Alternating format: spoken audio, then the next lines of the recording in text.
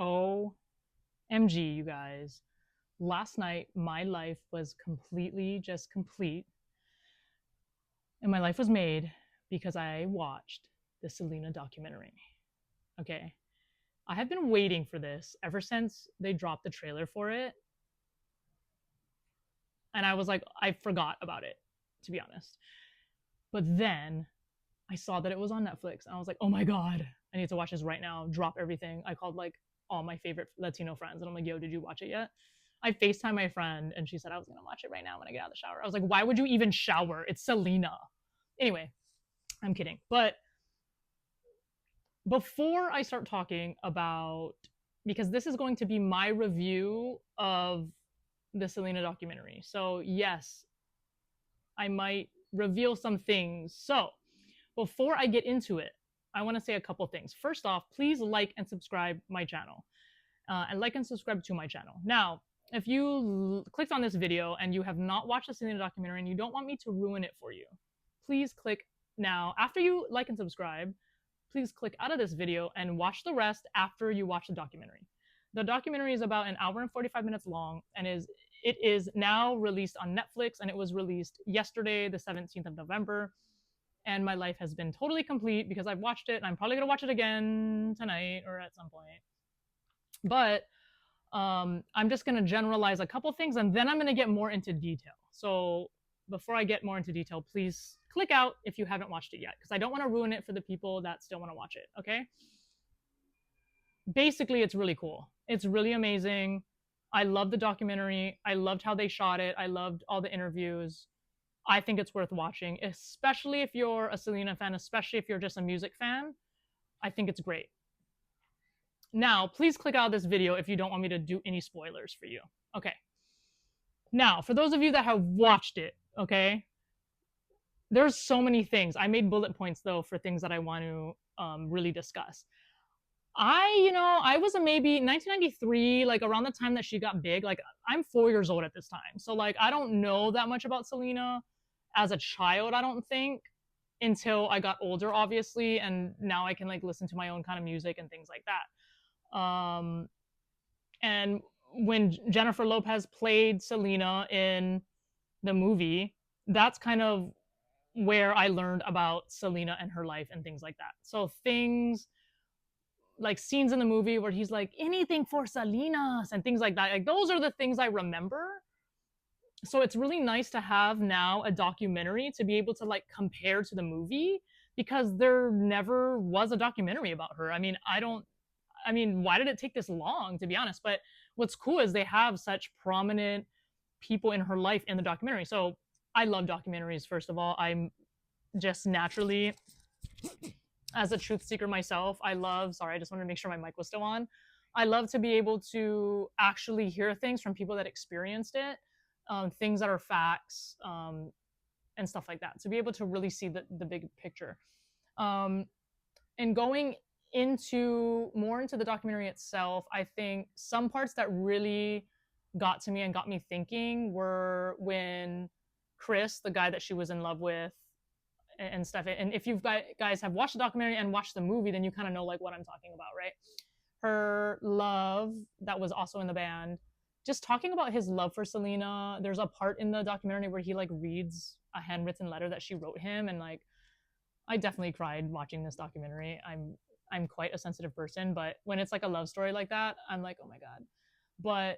And then I just started thinking like, oh my God, like he was really like her only love, maybe, because she was like singing her whole life. I mean, they didn't really talk about her dating a ton, and then she was very young when she got like super famous, and like she's like really in depth in the music. She was always with her family. So I was like, dang, like he really was like her first and only love. Like, that's just crazy. And then like I just kind of was putting myself in his shoes a little bit, like thinking about like how that would have been, that experience. So anyway, definitely made me cry. Very emotional movie when you got to hear some of those parts and kind of learn about their love story a little bit more. But can you imagine that? That's wild. Anyway, I wanted to touch on that. I really loved, and the harder parts too to watch were when they like interviewed the brother and sister, and the brother and sister were like, she was really like that glue with the band, you know what I mean? Like she was And I texted my friend, I'm like, oh my God, why is Selena so hot? And I think it's really like her energy, her laugh, like her goofiness, like all of those things, like her personality was really like, I mean, she was just a very lovable person, you know what I mean? Like in her personality. So what was really cool and one of my favorite things to learn in this documentary was I did not even know there was a Selena museum. That's insane. Now I have like something on my bucket list I want to add because I didn't know that existed. And if I had known,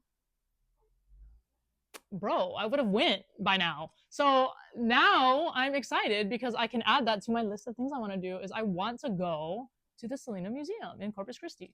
So I'm excited to do that in the future, but it's really interesting that her family now runs this museum to be able to keep her legacy and her name alive, and I just love that. And her story is just, it's so inspirational, not only to the Latin community but to women in music and just women, and then Latin women as well. I mean, there's so many, Mexican, her doing her crossover with Mexican music, and then her trying to like speak Spanish fluently and things like that. Like, it's so interesting because people always talk to me about and ask me about being Spanish and are surprised when I don't speak Spanish. And I know, I took like 3 years of Spanish, but I don't know enough. I'm not fluent in Spanish and I would love to be.